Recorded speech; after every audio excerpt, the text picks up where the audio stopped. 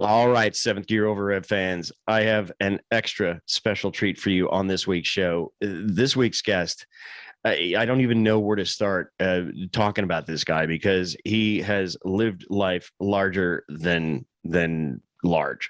He was, for lack of a better term, I kind of was thinking about this the other day, and I was thinking this guy is kind of like he's the racing driver equivalent of what Motley Crue was back in the heyday, because this dude did everything and he was the best at it. He was actually faster than Nicky Lauda. He's made it to Formula One. He's got seven Formula Car World Championships, numerous race wins. The guy has experienced the highest of the highs, the lowest of the lows, made it to Formula One, all the way to the top of the mountain and back, and dealt with everything in between. So I am more than excited to have this guy, who I'm proud to call a friend of the show, the one and only, the great one, Mr. Tommy Byrne. Tommy, welcome to Seventh Year Overhead, my friend. How are you? Thank you, Kevin. I'm very well, and thank you for having me on your show. But before I forget, I got to Formula One. I got to the highest of the high. And actually, when I got to Formula One, I got to the lowest of the low of Formula One. Indeed, you did, my Just friend. throwing that Yes, out there you did. before I forget. You did, and it was like in following your career on the way up, man. It's like, and then reading your book, because there's the book. If for those of you that are listening that don't know, Tommy's got the burn called Crashed and Burned. There's also a DVD that you can watch and see some of, for lack of a better term, the exploits of his career. And he literally, when he started, he would do anything and everything: beg, borrow, and I won't say steal, I'll say pilfer, because I think that was the word that Tommy liked to use. Pilfered is a good word. But man, so and this man went to Formula. He made it to Formula One in 4 years after moving from the little town of Dundalk, Ireland, to England to compete in Formula Ford festivals, the Formula Ford Championship, F2000, F3, the whole deal. So, we're gonna talk a bunch of stories here, and you can share what you care to share, Tommy. But man, I think about how you got that first loan for the first real race car, and wasn't that supposed to be like an add-on for the house? It was supposed to be like a home loan kind of a deal, and it wound up going to a race car. The second, I got two loans. The first loan was 1,250 punts, we call it back in Ireland. Back in the day, there was no euros, there was no pounds, it was punts, and that was 1,250 punts, which wasn't that hard to get. I didn't use my mother for that. But the second loan of 4,500 pounds to buy a new PRS to race in Ireland, I did talk my mother into going to the bank, borrowing the money for the extension for the house, because my sister was pregnant, and she was getting married and moving in with us. Well, that's what I told my mother to tell the bank manager, and she did. And we got the money, and I crashed the car in the second race and rolled off.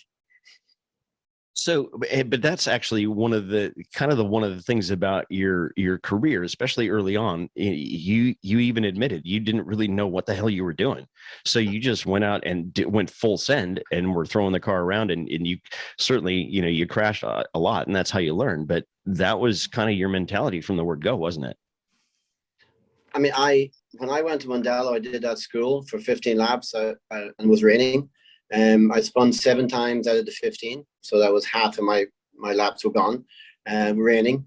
And then somebody told me when I got in the car first, when the rev counter goes up over 6,000, I don't know what it was at the time, you can put your hand, loosen your seatbelts, and put your hand back, and your finger, and reset the button so they didn't get mad at you. But it was 15 laps. And yes, I sent it, and I had no idea what I was doing, and then decided that after doing that instead of being a welder in America, I was going to be a race car driver instead. So I just switched my career paths overnight after I drove the Formula Ford 1600 at Mondello Park, and it was 1976. Damn. So did you wind up, I would imagine, because he didn't have really any money, and the car would come back usually in more than one piece after a weekend. Were you the kind of the chief mechanic on your own car? Did you have to do most of the work, or did you recruit a bunch of buddies to kind of help, whether it was with the welding or the assembly or fixing shit, or how did that work out? Well, I was kind of since I was like just a kid, I was always into the mechanics of, everything. So I rebuilt I built a 16, I built an engine for a Mini when I was 15 years of age from the ground up. And I started up and put it in the car. I couldn't believe it started. We're talking like from scratch. And then, so I kind of had some idea. I was kind of dangerous. But as far as the race car, absolutely. We drove around Mondello, and then we went to Kirk. There's only 2 tracks in Ireland. So Mondello was the one I did my school. And then there's one in Northern Ireland called Kyrgyzstan, which is a faster track. Like, it's faster by 20 miles an hour. And I went to Kyrgyzstan the first time, and with the same gears I had from Mondello. And somebody said, you won't be able to drive that car here, because you're going to run out of gear. I said, nah, I'll be fine, because I always knew everything. And then sure enough, I wasn't fine. The thing was running out of revs like halfway down the straightaway. And then I think it was Martin Boyle or somebody helped me out with the gears. And I remember when I opened the back of that gearbox of the Formula 4 1600, everything fell on the ground. All the gears fell down on the ground. I'm thinking, shit, what the hell? How am I going to do? Oh, this is crazy. And then, but a year later, I was over in England, or a year and a half, 2 years later, I'm over in England changing my own gear ratios, waiting for the wind to change at Thruxton or Silverstone for the slipstreaming in the Formula 4 1600. And we're waiting till the last 10 minutes to put the gearbox back together to put in that 25, 26 top gear for drafting. And that's how quick you start learning stuff. Well, it's funny you say that, because I remember going through a similar episode with my own Formula car stuff at Mid-Ohio, a track you're very familiar with. And it's like, having to run most of the shit myself. It's like all of a sudden you pull the back of that gearbox out, and like you said, dog rings and the gear sets and everything are falling out. Yeah. And I've somehow managed to figure out how to put it back together. And then of course, once I did, the thing wouldn't go into gear because I had something backwards. So I had to pull the whole goddamn thing apart again and figure it out. So yeah, it's very easy to go. It's very easy to go first, second, third, fourth. It's very easy to put the gears in and go first, fourth, sixth, fifth. Yeah. Yeah. They all fit in when you're doing it. It's just a matter of then trying to figure it out. No, so it's like just a huge learning curve. And I thought when I was overtaking somebody in the 1600, I think I had a Crosley 16F at the time, 1977, when I was in Mondello doing probably my first race. And I thought that when you dive down the inside of somebody, you hit the brakes as hard as you can, and all 4 wheels locked up, and the more smoke to come off the tires, the better you were doing, because I kept passing everybody. And it turns out I was passing them because they knew that I was completely crazy, and they just let me by. And people tried to tell me, listen, slow in, fast out. And I'm going, how about fast in, fast out? Right. I didn't listen to anybody until years later. It's funny how at some point those lessons keep presenting themselves until you learn them, right? So, you talked about how, you had this kind of full send, I'm a little bit crazy, and that's part of the reason why people got out of your way, because they either knew you were coming, or they weren't going to get by you. Where did that whole mindset start? I mean, I've heard the stories about, when you were, if you couldn't have been controlled, whether it was by your parents or somebody else when you were 9, 10, 11, it sure as hell wasn't going to happen when you were 15 and then taken off to pilfer or go work on cars or go race or whatever. Was that kind of a family mindset, or how did that come about? Well, I don't know, but I know that years later, the Byrnes, I learned about our family that we know everything. And then I have a son, and my English son, I call him Jeff. He knows everything. My brother Peter, he knows everything. And my brother's Peter's daughter, she's a singer. She knows everything. And I don't know where it came from or why. It certainly can be good, and it can be detrimental as well. And because we always don't know everything. But I don't know where it came from. My mom never drove until she was 40 years of age. My dad never drove a car ever in his life. And so where the talent came from, I have absolutely no idea. So with your mom, even though your dad was a factory worker and your mom didn't drive, so you really had no family connection to racing prior to you just deciding this is what I want. Well, only after. I mean, I was helping my friend Tony Sharkey. I mean, we drove around football fields. We drove around. We used to do like oval racing in fields with Volkswagen Beetles. And I was watching. I took my mom's car out when she got a brand new car, and I took it around the field as well, racing. And there was a rope. There was a rope around the field, and the spectators were all outside the rope, parked by the cars, sitting by the cars were parked, and that's what we grew up watching. And so I was into speed. I was into all that type of stuff. I just never thought that I would ever be into Formula racing because I think I seen Grand Prix the movie in probably Mhm. 1976, and I used to see the cars on their way to Mondello parked outside a local hotel. And I remember sitting in the car one day thinking, "Wow, this is just really really fucking cool." And I just thought I watched the Grand Prix, then I sat in the car sitting outside the hotel, and I thought, "Wow, that's like a Formula One car." But I was always into anything mechanical. You know, we didn't have obviously the money to buy go-karts and stuff like that, but I was working as a mechanic when I was like probably 13, 14 years of age. And for my friend Tony Sharkey, when he would go to the oval racing around football fields with the minis and the little stock cars. And so, yes, I always had that craziness that I love speed and riding around fields with people hanging off the back of the car through the hay bales.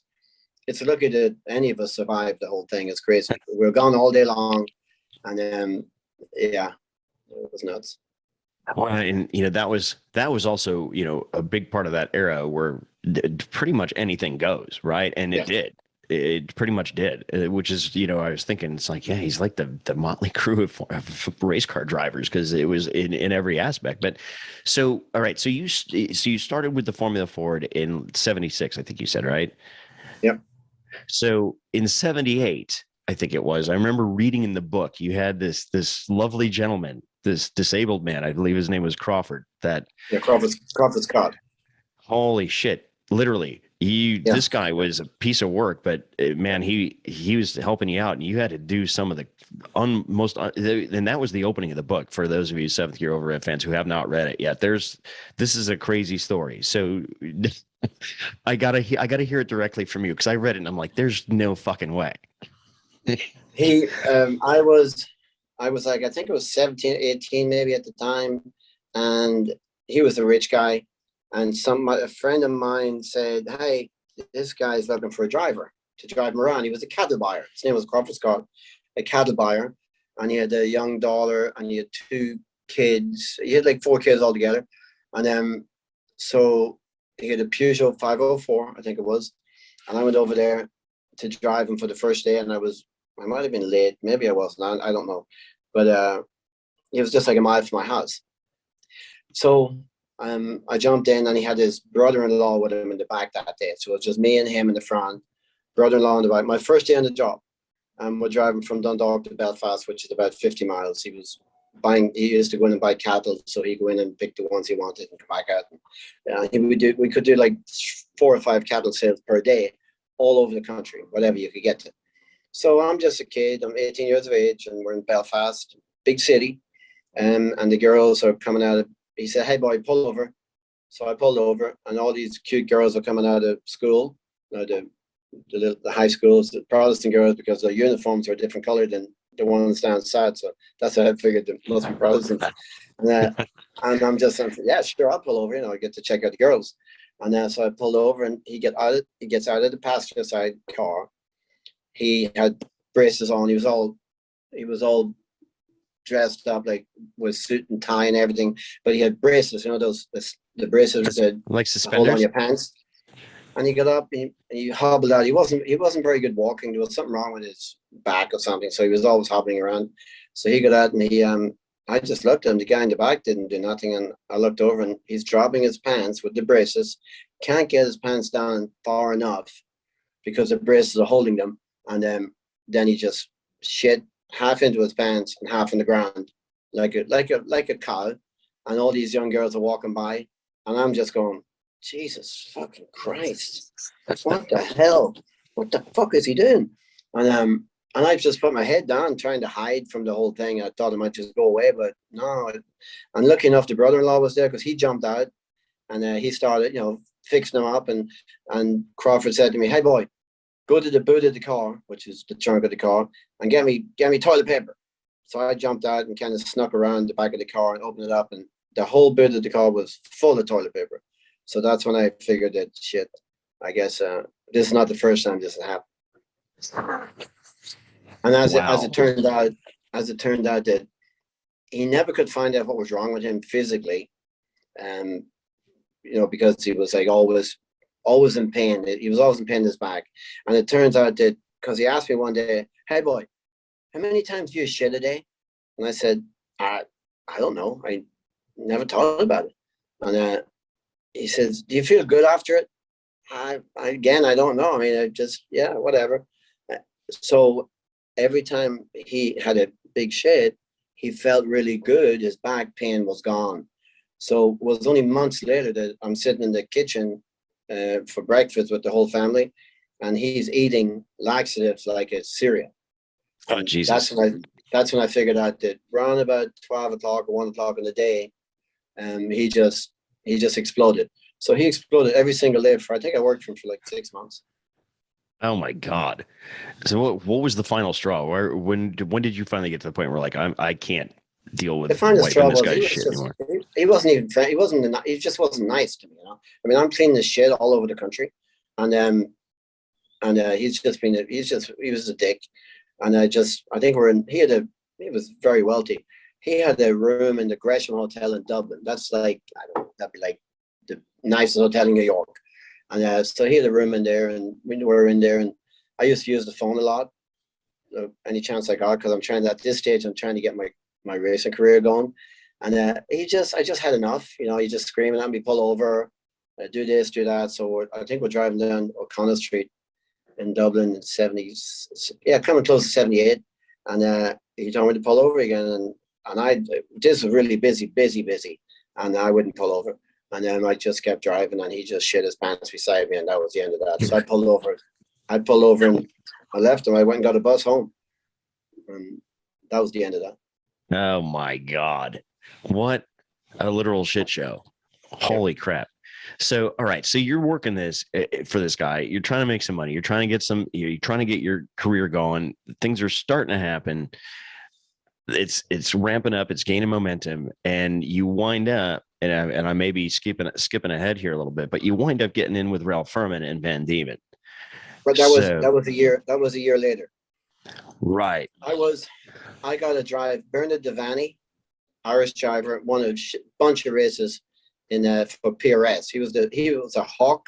He used to drive a Hawk, and Derek Daly drove a Hawk as well. Hawk Racing, and then a couple of the Hawk guys left and went and made their own car called PRS. I bought a PRS. That was the $4,500 deal I did. So I bought that just because I kind of had an idea. Maybe I'll buy this one because I had a good feeling. Bernard Devaney was their works driver, and he was moving on that year. And he told him, "Hey, you need to check out that Tommy Byrne guy because I think he's got something going for him." So I got a free drive in England. I think I was getting paid like $50 a week or something. But I got a free drive in England. The very first, when I went to England in 1978, the end of 78, I had a whole year in 79 for PRS, and I drove all over the country in England, and I drove all over Europe. When I went over there, I'm fucking driving in Europe. I did Nürburgring, Hockenheim, the Red Bull Ring, Zolder. I did all those tracks just first straight out of Ireland, straight to England, straight over there. So that was before Ralph Furman. And that was I don't know if anybody ever went from nothing to getting a free drive plus getting paid like $30 a week or whatever it was. Well, and that's full on hustle on your part. Obviously, you were going 100 miles an hour, just, whether you were in the car or out of the car, trying to figure out a way, to make it happen. So at that point, I mean, from the moment I should back up for just a second. From the moment you got into Formula Fords and you started to figure it out, and the fastest laps, the wins, the championships were starting to come. Did you know from the outset that Formula One was the goal, or did you feel like, let's see if I got something here, and then we can see about it? No, I thought I just wanted. I seen Byrned when I in Ireland. I just started watching all this stuff in 1976. So I had no idea about Formula One or anything. But Bernard Devaney and David Kennedy were over there, and Eddie Jordan. They already went over there to England like a couple of years before me. So I knew that. I thought to myself, hey, it seems like there's a way out of here, and I can do this. Instead of going to America as a welder, I'll just be a race car driver instead. So, because of those guys. And if it wasn't because of those guys, I probably may not have even done it, because I would think, wow, that's impossible. So that's why I thought that it was possible. Went over there, and then I got my first ride for free. You have no idea how much that. Well, you know how much it costs, and I wasn't very thankful, because it wasn't the fastest car. The Van Diemen was, and the Royale were the fastest cars, and the PRS was not. And they kept saying to me, "Hey, Bernard Devaney won, 30 races last year." I'm going, yeah, but he won the 30 races in the different series, and his times, I'm doing the same times as he was doing, and sometimes better. And we're not winning. I had no patience. I needed it now, because I knew that if you drop off, you're screwed. Coming from where I was coming from with no money, you had to keep the momentum going. So I was definitely very impatient. And I wasn't very nice to them at the end, because I wanted to win. So I wasn't even happy getting the free ride. I needed to win, because if I wasn't winning, I wasn't going to move on. So Right. I feel bad now what I did then, but I had to look after myself. Well, and like you said, especially when you're at that stage of your career, and knowing that you don't have any money, you might be able to scrape together a few bucks, from friends and family and that kind of stuff. But to your point, yeah, if you don't win, or a damn near win every weekend, you're forgotten about pretty quickly, and you've lost it. Well, there's one particular track. There's like the car actually. The PRS car was pretty good on the slow tracks, so like the Brands Hatch Indy Circuit, we call it, the Formula Ford Festival one.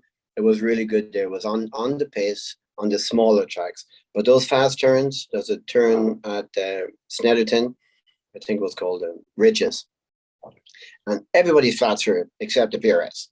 And I could never go flat through. I'd lift off. And they're all flat out through the turn.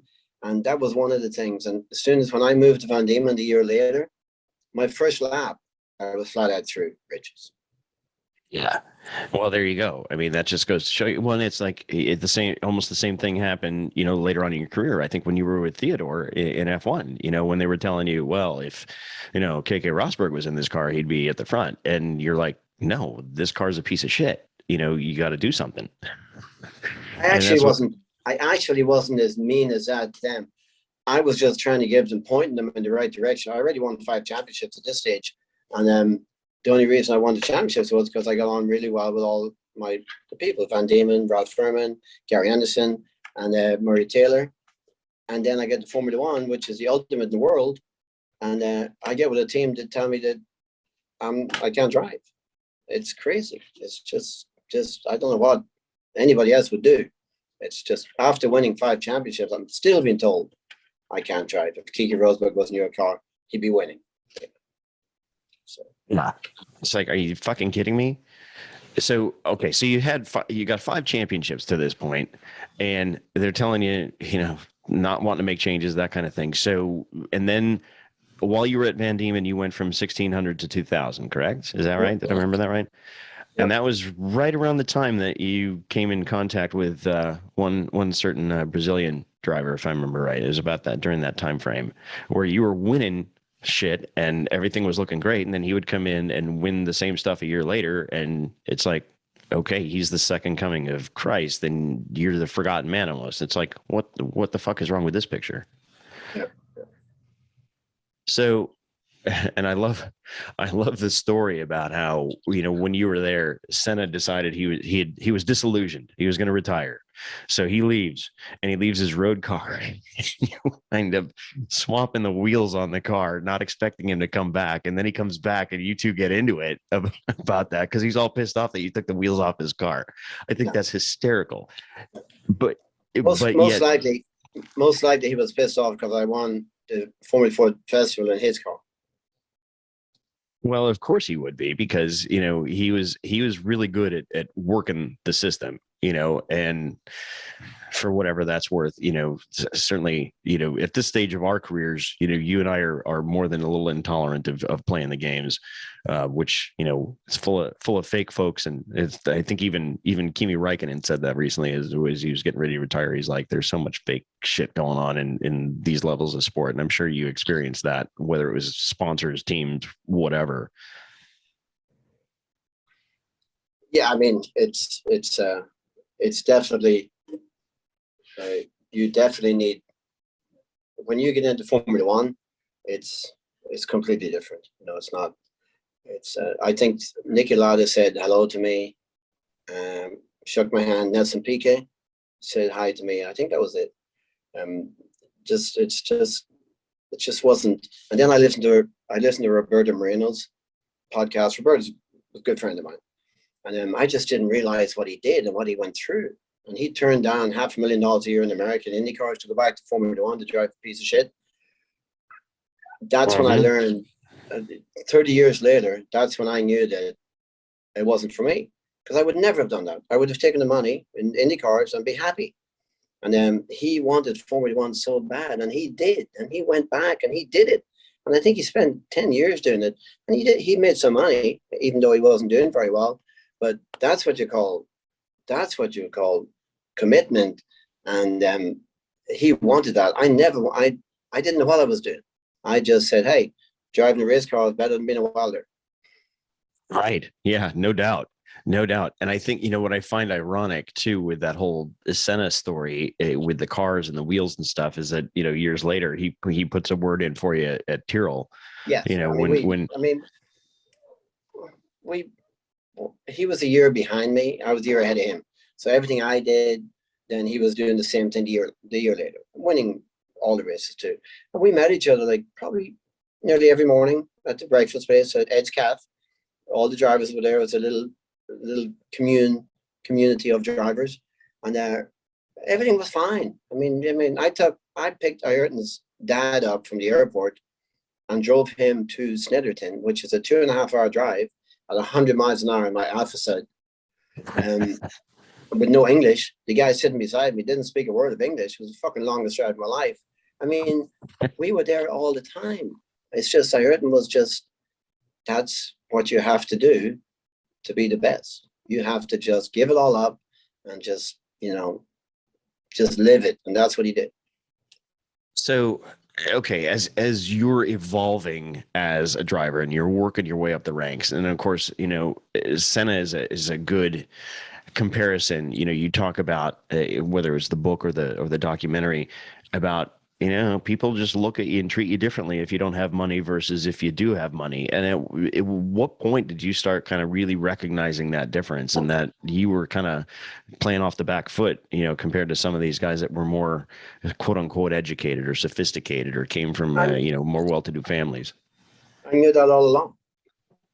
I mean, that's just part of the deal. When you come from a family, I mean, not that I was pretty confident in what I had in myself, but it's just there. There's a big difference when you go to Ron Dennis to have a meeting, Tommy Byrne, without a pot of pissing, with confidence coming out your ass, and then Ayrton Senna going to Ron Dennis, he gets respect because he's got plenty of money behind him in the first place. He probably didn't have to spend it, but he come from a very wealthy family, and it makes a huge difference. People know when you're broke, and they treat you different.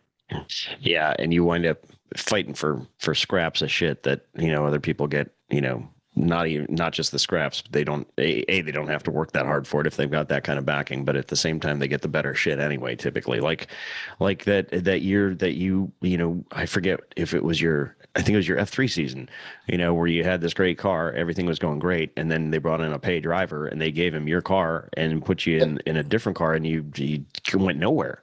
Yeah, I went from winning every race, which I had to do because you have to just stamp it and do it. So I went from I think I won the first 4 out of 5 races, and then I don't know who the driver was, and I don't blame Murray. Murray needed the money. Murray Taylor, he just he was doing it for.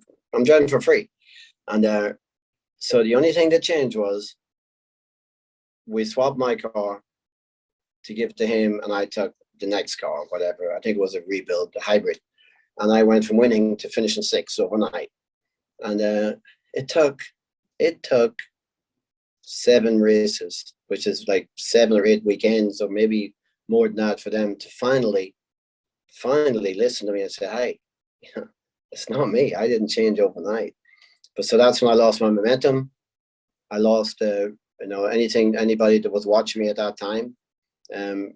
You just, if you don't keep winning, then you just turn in from a brilliant driver to a wanker overnight. It's crazy how it happens. And so eventually, when they finally listened, and I got a new chassis, and then I went to Brands Hatch and I won the race by a lot.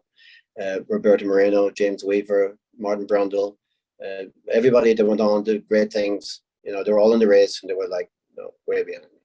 But it was too late. Momentum was gone. First 4 or 5 races I won, and then nothing for another 3 months, and then started winning again. It's too late. So those F3 cars, I was watching the documentary just recently. It's like those look a lot like what we called the Super V class in the States. Is that about what that was? Were those like Ralts Yes, and Martinis and stuff exactly. like that? Exactly the same. Exactly the same as Super V. There's so much downforce, like from underneath the car, ground effect. Yeah, they're like Super V. I think the Super V cars probably had a little bit more horsepower, and maybe the tires might be a little more narrow on Super V. Yeah, and the only reason I say that is because I had raced a RT5 Ralt for a while around the Midwest, Road America, places like that, and that was that Super V or Form Atlantic? Super V. Yeah, the Super V with the Volkswagen engine in it, and that was probably one of the most fun cars I ever drove. If it was right. I mean, it took a little different mindset, because when you're driving a tube frame car like a PRS or a Van Diemen or whatever, it's like, when you get closer to the limit, it gets a little sketchier. Whereas with the Super V and all that ground effect downforce, it's like the faster you went, the better it got if it was right. It just sucks you down to the ground. It's crazy how good it works. Oh yeah. I was like, holy crap. The first time I went through the kink at Road America flat with one of those cars, I was like, holy shit, give me more. Yeah. So, all right. So we're working through, you're in F3. Now talk about how, because I think it was in that F3 season, you had to miss a few races because you wound up getting, is that with the deal with the Theodore team, right? Where you were, struggling to even qualify for races, and then, missed a handful of races in the F3 series. So you had to come back and just dominate it. I got hired to do the Formula 3 with Sidney Taylor was a great Irish. He was big friends with Ted Yip, the Chinese, the guy who just did so much for younger drivers at the time, or young drivers. And Sidney Taylor was the one that wanted me. So I won that race at Brands Hatch, the Formula 1 supporting race. And Sidney goes, "Hey, let's come drive our car." So they fired Jan Lammers for me.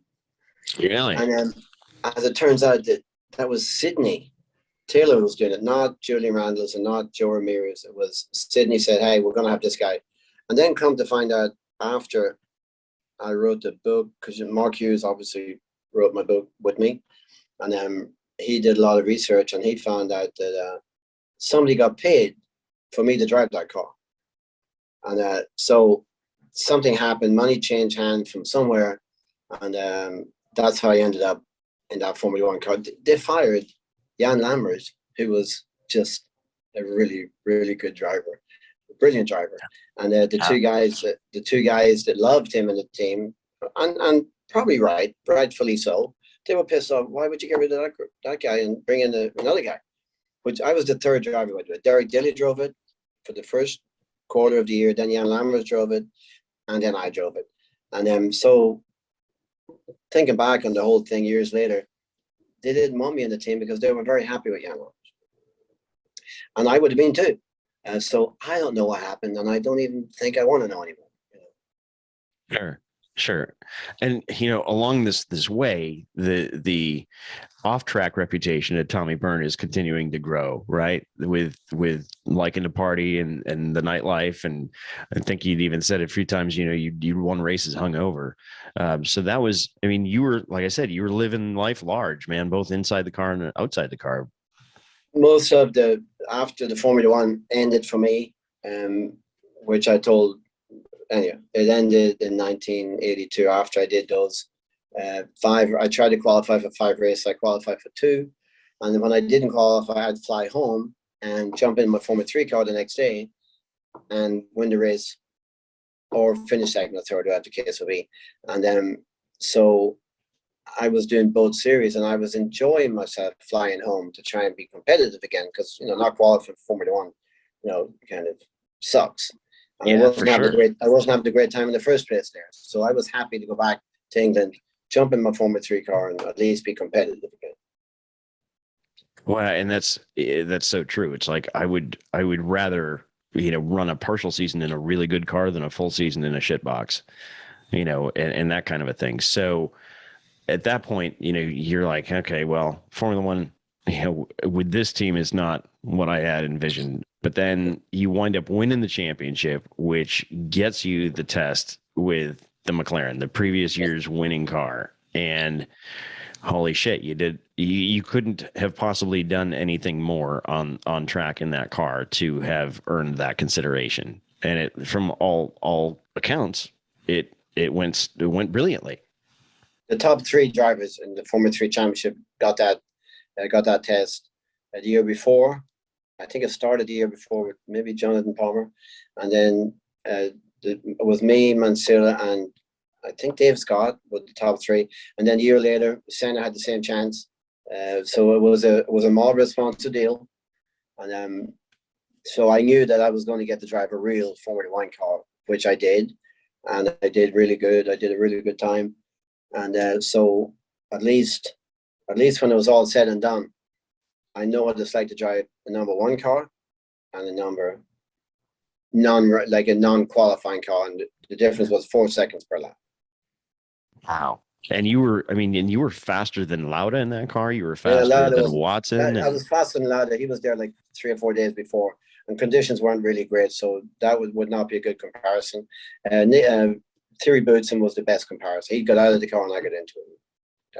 That's the guy. That's the guy that went on to do very, very well too in racing and life. True that. So, all right. So you do everything that there possibly is for you to do, but that's at the point pretty much when Ron Dennis and the rest of the F1 community decided that, your reputation preceded you, and that was not the image that Ron or McLaren wanted. So was it an obvious thing, or was it just like, it was kind of like surreptitious where like all of a sudden things started disappearing from what was right in front of you? No, there was when I did that test, I already spoke to Ron, and there was no drives available with any team. I already left Formula 1. I did the test because I got it from McLaren or from Marlboro. Paid for it. Ron had no deal for me. I already talked to him before that. I had to, because they had an option in my contract before I could go into the Theodore team. So in those days, there's no test drives, no nothing. I didn't have a reputation at that time. Everything was fine. I was going great, reputation wise. I just wrote a book and I told the truth after the fact. Nobody knew what I was doing. Nobody knew the little bit of drinking. It was later on. It was after Formula 1. That's when then I went nuts. I gotcha. Okay. Well, that's nobody knew nothing about the girls the night before the test. Nobody knew any of that stuff until I wrote my book and I told the truth. Rock on. Well, that's interesting because it's you hear all the stories about, oh yeah, there was this and that, but it's like this is the first time we're hearing really how that was. So okay, so if nobody was aware of that, how was it just because, hey, here's this kid with no pot to piss in from Dundalk, and he's not, we got this or this, and they just kind of said, we're not right Oh, now. it just wasn't there. I was not Ron's guy. Like Kimmy Racken probably wouldn't be driving for Ron either. It wasn't there, but I talked to Ron 6 months before. I mean, I went looking for money from Ron Dennis to try and help me with the Formula 3 championship. And I went in, and it wasn't a great meeting because I wasn't that sophisticated. But now it's very simple. There's nothing, everything, everywhere I went, those 5 championships, 6 championships I won, getting to there. Everything was going great till I got to Formula One with the Theodore team. And then that just mentally just screwed me over. I just couldn't believe it. And I just said, okay, I'm done. So I was out of it. I mean, I didn't want Formula One that bad. It was just kind of a mind fuck at that point because I would imagine I was ready to you'd go, won all ready these to go to championships. America. I'm ready to go to America. And like I always wanted to go since I was a kid, anyhow, as a welder. Right. And then Eddie Jordan talked me into staying for another year to do European Formula 3. So I stayed for another year over there doing European Formula 3 with the hope maybe get back into Formula 1. But I never called anybody, and Eddie never called anybody. I think we called the Ken Terrell, and he wanted $1 million. So I mean, it just wasn't happening. But as far as all that stuff and all that talk, no, you don't get from working in the farm in Ireland to driving the Formula 1 car if you're a complete asshole. I had so many friends. I had so many friends that helped me to get to that point, and still have those friends to this day. It's just, I just probably didn't want it bad enough. Like Roberto Marino, he wanted it way more than I wanted it. And Senna, he really, really wanted it. He knew what he wanted. I just, it just wasn't that important to me.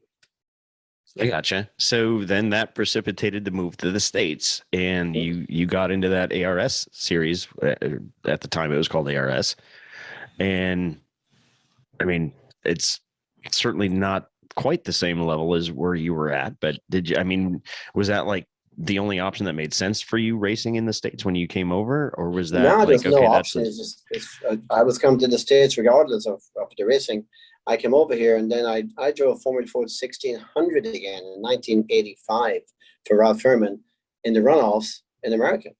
So I went from Formula Ford 1600 in 1979 to Formula Ford 6 to Formula One, won all those championships, Formula One, and then back to Formula Ford 1600 again with Ralph Furman in America, helping him develop his car and try to win the runoff so that he could sell some more cars. And that's when I started. Then I met somebody, Kerry Agapil, who I drove then. So I drove, that ARS series was just starting. I think I must have drove 6 of those cars, because I would drive it, set it up, drive it, and get it going good, and then somebody else would take it, and I get another car. That was 85. And then so that's how I did that. Then I did ARS shit. I think I did it for another 3 or 4 years. I won 10 races, lost the championship 3 years in a row by a point or two. And then, so at that stage, then I was starting to think, it's running out of time, because the IndyCar stuff just wasn't, somebody had to pay, somewhere down the line, somebody had to pay. So, all right. So, yeah, there were the 3 years there where it just wasn't working, and you're kind of going, and maybe it's just not going to happen. So what was the thinking? And okay, where do I go now? What do I do next? I was doing ARS. I was getting paid $100,000 a year by Bill Boynton, a really good friend, sponsor of mine, brought me over to do Super V in 1983 to do a race in, I think it was Canada. What's the name? Three Rivers. And I finished second, my first Super V race ever. And then I did another one in Vegas, and I think I finished third or something. And then I went to Long Beach with Gary Anderson. I did another Super V race in 84 on pole with Ari Lindak, crashed into him at the last lap. And then I did Formula Atlantic over there with Kerry Agaba, and did Riverside and the Sears Point. Fucking love those Formula Atlantic cars. Love Sears Point. Love this Riverside, 3 abreast going through turn 9 at Riverside was just nothing. Me and Michael Andretti and I think it was Rogelio Rodriguez, who became a friend of mine years later. So I was still doing shit. I started a whole new career when I came to America. It's just people don't even think about it. But yeah, I started again. Started from Formula Ford, got up to Indy Lights, missed a championship by a couple of points every year, and then it was starting the time to shit. Maybe I should get a job, and which I wasn't ready for the job yet. And then because I was, hey, you're getting paid $100,000 a year, having fun. Right. I don't want this to end. What can we do to keep it going, right? Yeah. So, all right. So he had the 3 years in ARS. He had driven all this other stuff, and so somehow, obviously, the IndyCar stuff was there because you weren't gonna, just knowing you the bit that I do, you weren't gonna be satisfied with just running, for a back marker team. With your level of talent and what you'd done, it was like it wasn't worth it to you unless it could be a competitive ride. And I never even talked. I never asked anybody. I was very bad at asking for rides. I never really had a manager, and I would always plant the seeds and stuff, but I wasn't very good at picking the phone up. I was good at picking the phone up with sponsors and looking after them. I just wasn't very good at picking the phone up and calling Carl Haas. Hey, can I drive for you? I just didn't do it. I got you. I'm glad you brought that up about you. Like you said, you didn't have a manager or whatever, but yet you had some of these contracts over in Europe. So would these teams that you just did a deal with, did they just come up with a contract and you just signed it, or did they kind of explain it, or it was just your sign here? I don't think I ever signed a contract in my life. Oh, interesting. Okay. I think I signed a contract with McLaren because they had an option on my services. I think I did. I don't even know. And I might have signed a contract with Theodore. But I don't know. And I don't know where they are if I did. So there was nothing even close to, contract wise. So, all right, you did ARS for what, 3 years, I think you said. So then what happened? What happens next after ARS? ARS, I think I was out. I think it was 1989. I think I won my last race. I beat Paul Tracy in 1990 in Detroit. And then after that, I was doing, instead of I did 3 full years, 87, 88, and 89, with Bill Boynton, Opar Racing, and Langford with Quaker State sponsorship. So I had 3 good, solid years with good money, and I was winning races. So I think I was on half the prize money. And so, once I was earning money, I was happy, but I was pretty good at spending it too. But then I think after 1990, then it was just no more drives. It was hard to get. I was kind of done. There was no drives left. You can't do Indy Lights anymore. They were pissed off at me because I was doing, Indy Lights is supposed to be for young drivers moving on. Well, I must have done at least 4 years in it, So it was so you kind of overstayed your welcome a little bit. Yeah, exactly. It's not like the Infinity Series in NASCAR, where you can jump in and drive all the time. Right. Or you can go back and forth like the NASCAR guys do, where they're running Cup and then they run the Xfinity Series and go back and forth. I get you. So I was coming to the end. And and I had my kids. I had like 2 kids, a wife, and then and then you're making decent money, and then overnight it's gone. Right. So then you start to struggle, and that's when things kind of were getting a little bit rough for me. And then we're having trouble at home with the home front. We lived on 10 acres on the lake, and basically I was retired in when I was 28 years of age, or 29. I thought in my mind. And then I just had to, I went to Mexico to sell a helmet. Somebody introduced me to somebody over there. I think it was Alfonso Toledano, and then I ended up being over there for 2 years, and I made again Quaker State sponsorship and Corona. I mean, I still was making, not Formula One type money or not IndyCar, but I was still making better than most average people. And and then just, you know, you run out of time, and you eventually have to get a job. You can't just hang in there forever. Right. You don't want to be that guy that lingers, right? Any other. I lingered 10 years too long. So was there, I mean, I would imagine there's a point where as you see or at least feel the clock ticking, right? Yeah. When you're like, okay, at what point do you finally go, okay, I'm done. My time is over. It's time to go. And how much of a mental mind fuck was that for you when you were kind of grappling with that? If you did have to grapple with that. Well, remember, I did ride and drives, the same thing, same as you. I did ride and drives in the 90s for, I think, 3 or 4 years with me and Orlando Sonora, and just saying like 20 drivers on the road. And everybody had the same hard luck story, except I was just the most famous hard luck story. And then I wrote the book. And because doing the ride and drives with all these guys, Calvin Fish and Oren Sonora and Paul Dallenbach, and you know, that group, we were on the road for all year long. We're never at home. We're always working on the road, doing ride and drives. And then I'm always telling stories, and I'm drinking every night. That's really when all this shit started. All the crazy stuff was the ride and drives. Going home at 6 o'clock in the morning and just going straight into the room and have a shower and straight back out again on the road, next ride and drive day. Teaching salespeople how to drive.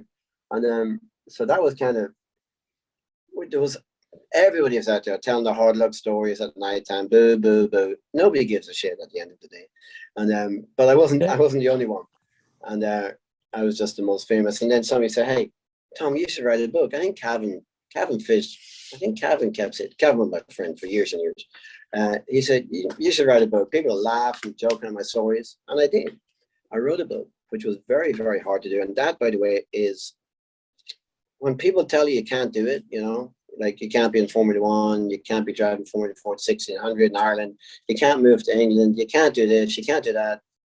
You actually can. And but whenever my friends, some of my really good friends said, "Tommy, who's going to read your book?" And then he called me back 10 minutes later and said, "By the way, if you do write the book, can you keep me out of it?" And it turns out that I did write the book, and it took a long time. Couldn't find a publisher, couldn't find somebody to help me, and eventually I got Mark Hughes. But my really good friends told me that, no, there's nobody going to read your book. Well, turns out that when I did it, and I wrote it when I was only in a happy mood. It was the only time I could write it. It took 10 years. And then it won the huge award in Ireland when it came out, because it was very, very hard to do. It was hard to pull the trigger and say, okay, send it. Because, you know, if you read the book, I told the truth. I thought telling the truth is not a bad thing. It turns out it's not such a good thing at times.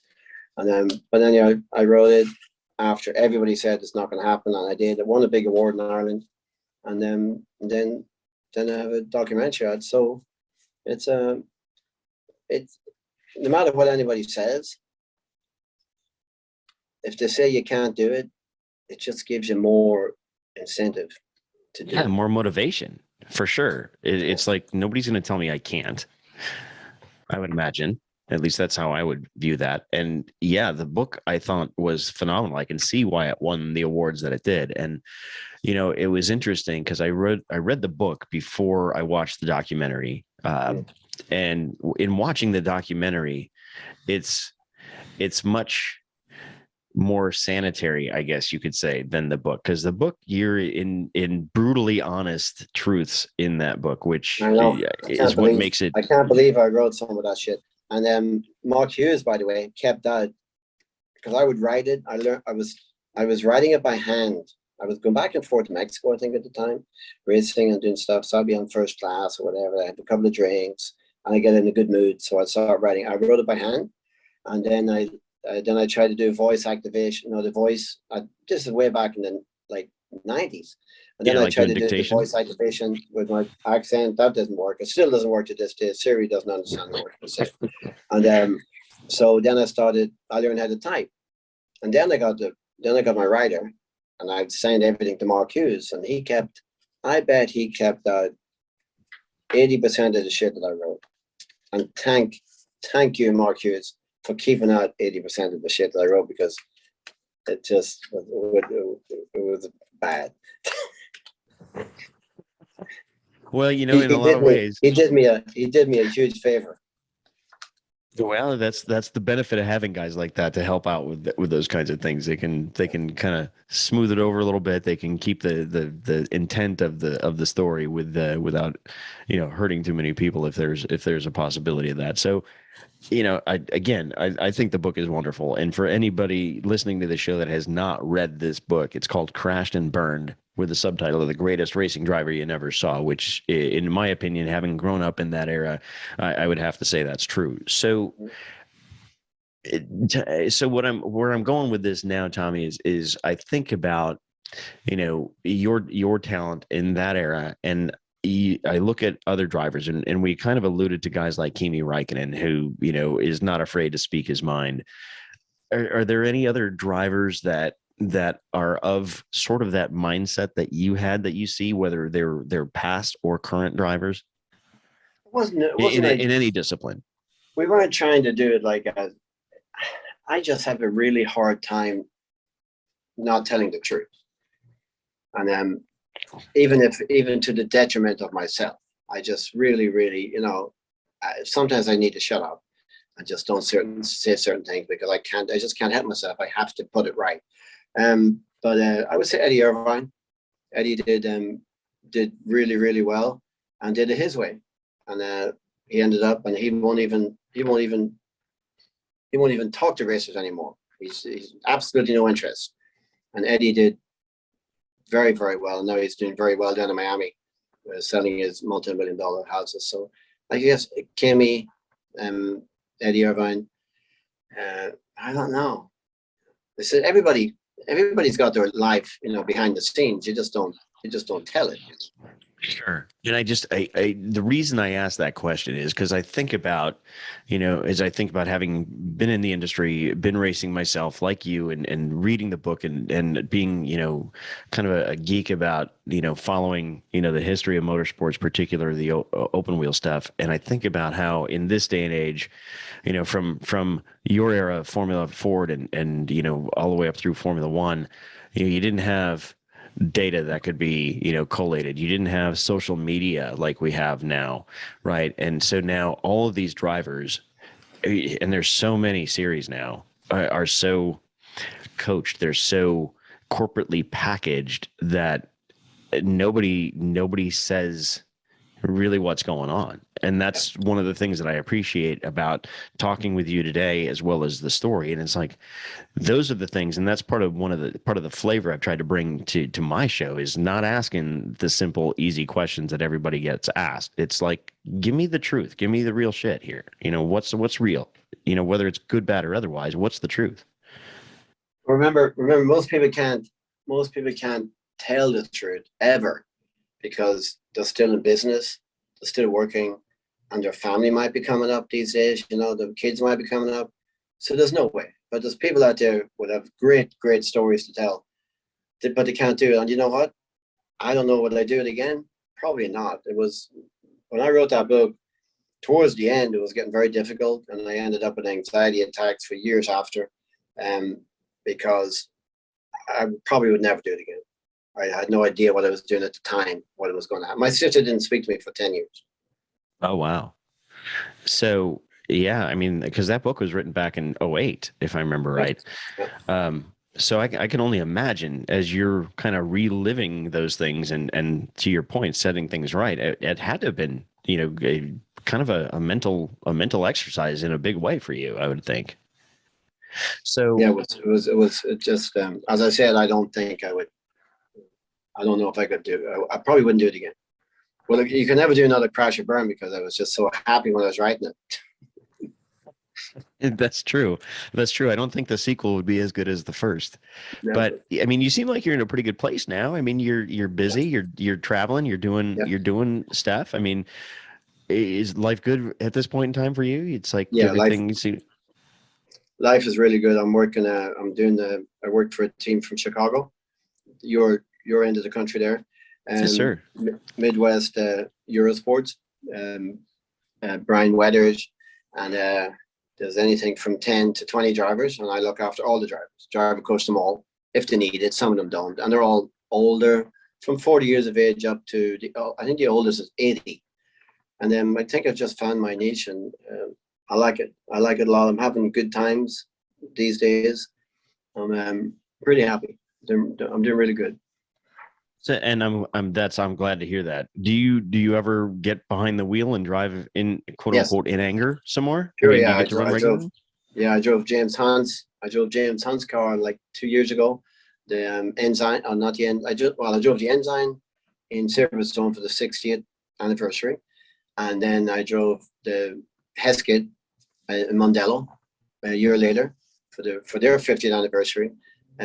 Last year I've been driving some enduros with some of my drivers. I'll jump in on this Sunday and drive the enduros, so I get to drive Porsches, 968 Porsches, plus the Cup cars, and I've done a couple of races with James Hagan, Irish guy from Northern Ireland. If he's listening, he's a crazy bastard, and I'll drive his LMP2 car, Orica. I've driven that two times last year, and I love it. It's crazy, but now I have to work at it. Now I have, because I'm older, obviously. Mm-hmm. You don't get quicker the older you get. And if anybody tells you that, they're wrong. But at least now I listen, and I want to look at the data, and I want to see and learn how I can go quicker, because I'm not, I still love it, and I still love driving. But now it's just fun. But at the same time, I'm not going to ride around last. Right. Well, and it's funny you say that, because that has been a common theme amongst some of our previous guests. We had Davy Jones on for a couple of episodes. We had Roberto Guerrero on, and those guys kind of all said the same thing, because they've competed at the highest levels, so for them to do, sort of these half-assed programs where they don't really have the opportunity to run at the front, they'd rather not than do it that way. Because I mean, even if you're going to run a part-time vintage weekend kind of deal, at least do it properly instead of doing it kind of half-assed, and I can well appreciate that. I'm kind of that mindset myself. So another question that I have for you is, because of your ongoing involvement, I'm sure you continue to pay attention to most of the major racing series.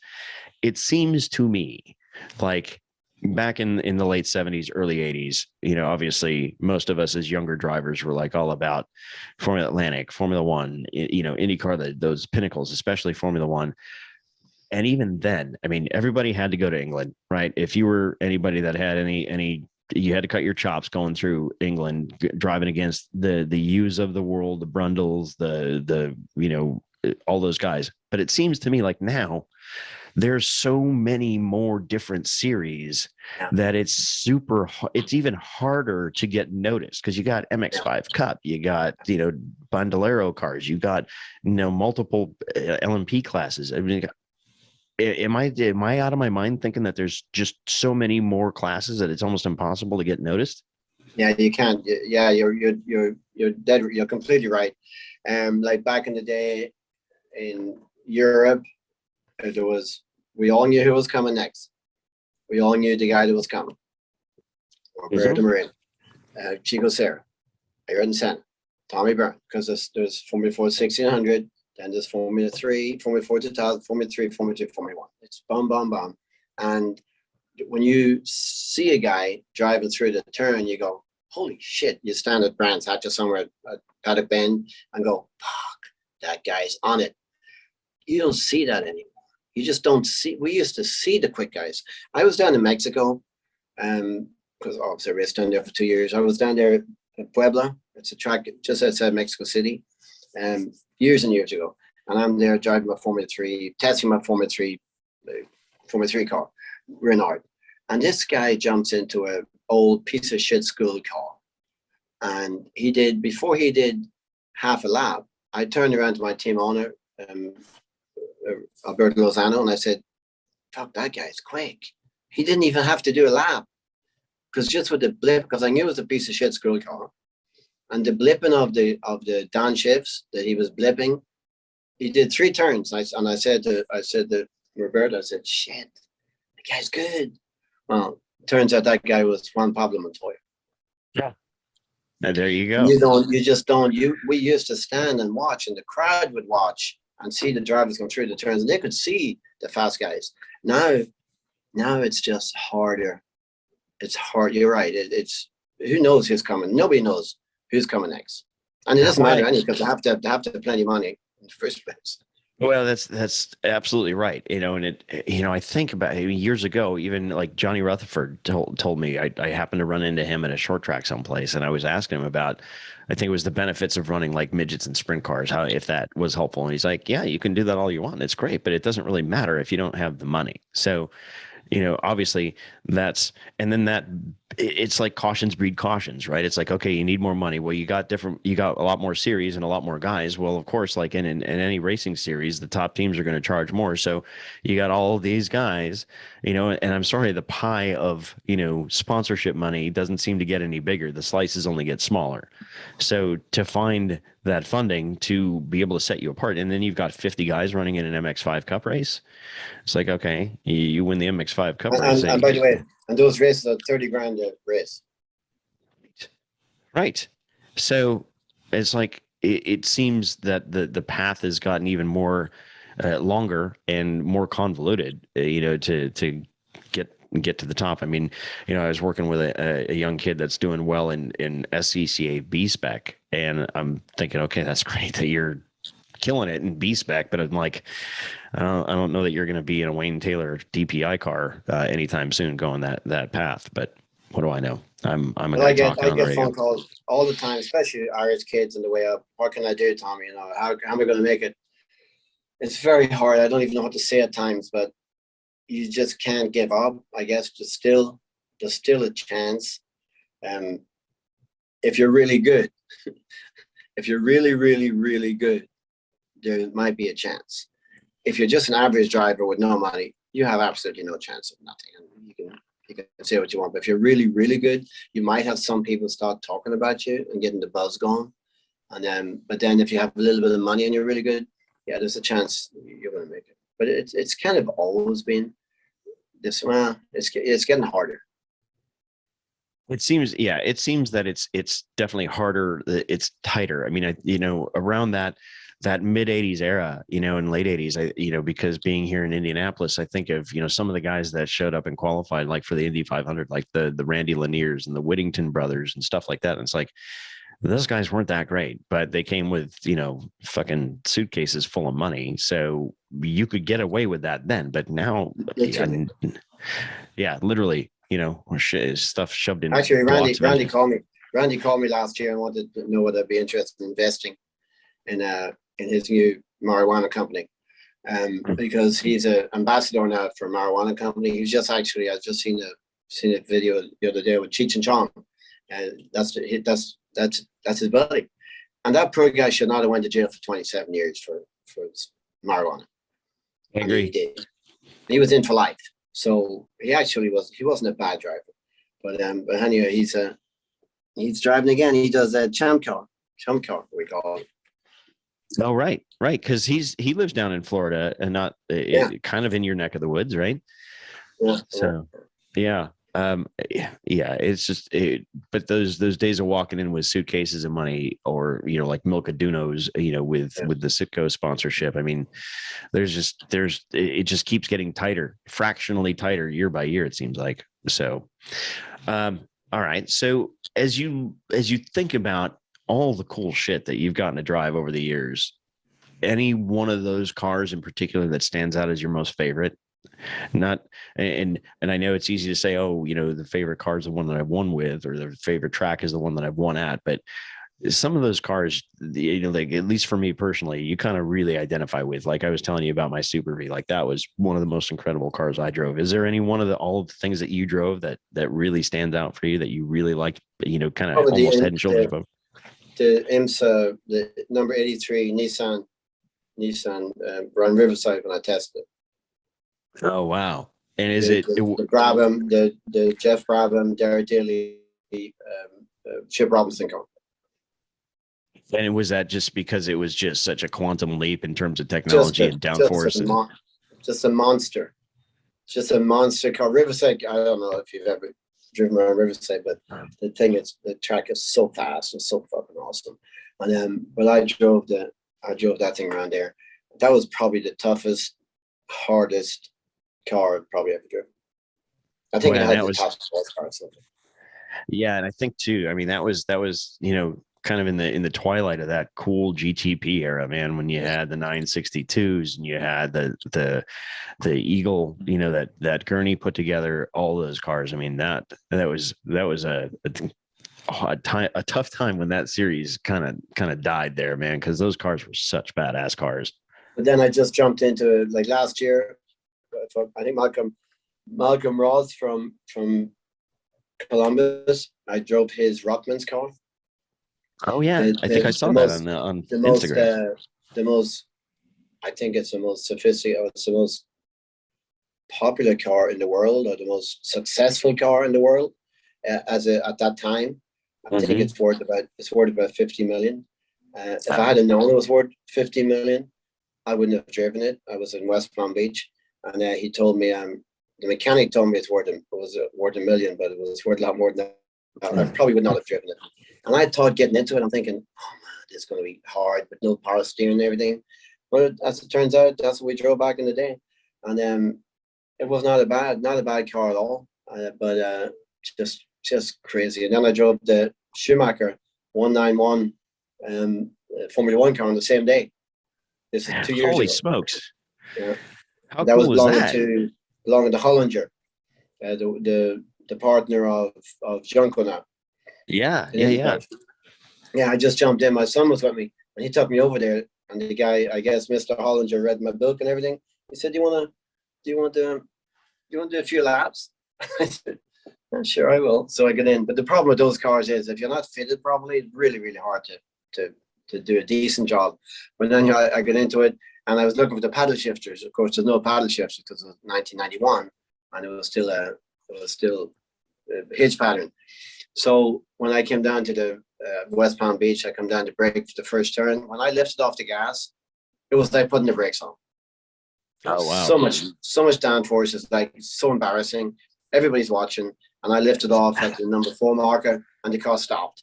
So then I had to gas again. So I did 9 laps, and it was definitely interesting. So the good thing about getting older and I've done all that, I get a chance to drive all these really cool cars. I drove the Senna McLaren track car. And that's just crazy good car too. Yeah. So I get to drive some nice stuff now. That's awesome. That is unbelievable. Yeah, some of those things are certainly on the bucket list that I would love to be able to drive at some point, and don't know if that'll happen, but that's okay too. So, all right, man. As we start to get ready to throw the white flag on this, is anything that we didn't touch on today that you wanted to chat about? There's so many chapters that we could go down in the annals of Tommy Byrne's memory. I think it goes. I'm thinking I'm coming to the end of the whole story too, Kevin. I'm thinking yes, maybe sir. These are probably one of my last podcasts. I can't be telling the same stories over and over again. I'm kind of getting tired and worn out because I worry about other people listening to me going, that fucking wanker, I'm fed up with him. And I'm kind of getting to that stage. But there's a screenplay being written at the moment for a movie for the Tommy Byrne movie. And oh wow. Let's just see. Copy that. Well, we will leave it there, and we can wrap up here for today and throw the checkered flag on this episode. But Tommy, I'm sure, yeah, you've been talking about this story and living it for a long time, and I can only imagine that you're coming to the end of being interested in talking about it. But I am glad to know that you were in a good place and life is good for you, and that you're working with some friends of ours up in the Midwest there. I'm hoping to be able to see you again soon here. Whether that includes our good friend, Mr. Kester, or not is another story, but we'll see. Hopefully we'll be able to get together soon and we can catch up and move forward. So yeah, right now I'm working for those guys, and it's like getting paid to go on vacation. Well, the biggest thing is, I see the smile in your face and hearing you say that it's fun. You're having fun again. And that's great. There's no life is far too short to not be able to enjoy what you're doing, or having to be mentally, in a tough place. Life again is too short. So I used with to that, I used to leave the track as soon as I was finished working. Boom, I'm out of there. Fucking done. I just hated it for years and years and years. And now here I am at the end of the day at 6 o'clock having beers with everybody at the track. rock on. Exactly. That's how it should be. That's how it should be. Well, again, I'm glad you're having fun, man. Thank you so very much for coming on and taking some time out of your day here. I know it's Valentine's Day. You've got plans with your lovely wife. So again, thanks, man. I really appreciate you coming on. You have been one of those guys that has been a legend for guys like me, and want to kind of be able to just tap into some of that life experience. So congratulations on everything. I'm really happy that you're in a great place. And thanks so much for coming on the show, man. And we really Thanks, Kevin. appreciate And you're doing a really good job with the podcast. I like it a lot. Well, I appreciate that too. And we're going to make sure that we particularly market to our Irish friends, because as I was telling you. Hi to everybody in Ireland. I was over there 2 weeks ago, and we had a little get-together go-kart race with 30 people in the middle of COVID. There you go. Because I'm telling you, man, it was a shock to me when I was looking at the stats over time. Even now, the country with the third most downloads of the show happens to be Ireland, for whatever reason. And it'll put us at, they'll jumped up to number one probably after knowing that we've talked here today. So we'll have to get James Hagan on there when he comes back from Australia. The guy with the hand car and the LMP2 car, and he's crazy. Dude, let's do that. Let's because I would love to have you back, and we can talk about other stuff besides what we talked about today, and maybe spend some time socially together. So, and I have an additional question for you offline here once I stop recording. But once again, man, thanks so much. It's been a real treat and a real honor to have you on today. See you guys. Bye-bye. Thank you. Thanks.